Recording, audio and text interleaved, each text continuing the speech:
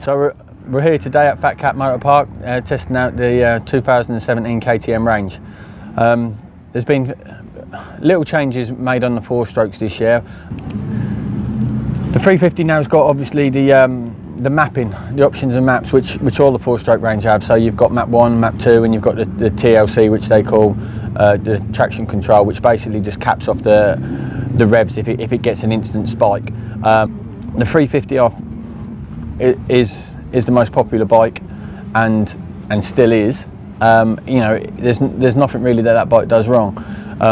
For me personally, today riding around in some heavy conditions at FatCat, I personally like map 2, which just give it that little bit more of a connection and a little bit more of response coming from the turn, and you know, and helps you dance around the track a little bit more, and picking up the front wheel going from bump to bump. Suspension across the board on all the range is key. So what I would suggest is the first thing that you do is you go straight to to rider's sag.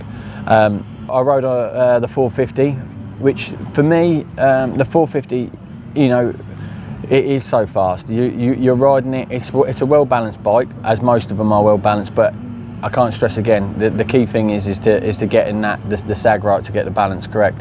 But the 450, you're just making track meters so fast, but it does seem a little bit sluggish, you know, regarding response compared to the 250 and the 350. The mapping helps that out a little bit. Do you want traction control in the sand? No, you know, it's not needed. But I've been lucky enough to try the bikes in Spain and on the hard pack, and there it's definitely needed. So for me personally, I struggled a little bit on some sections, just picking up the front wheel and just that throttle to rear wheel connection over the rest of the range, that is. But yeah, so it'd be interesting to see what it's like in our shootout against the rest of the 450s, to be honest. 250, the 250, you know, the horsepower that bike produces is insane. So you don't want anything more from a 250F really, and because of that, because it stretches out, because it can get over the, you know, it can pull you through the range and get you over them little bumps. Then once you get that suspension set correctly, you know, it doesn't get you out of shape.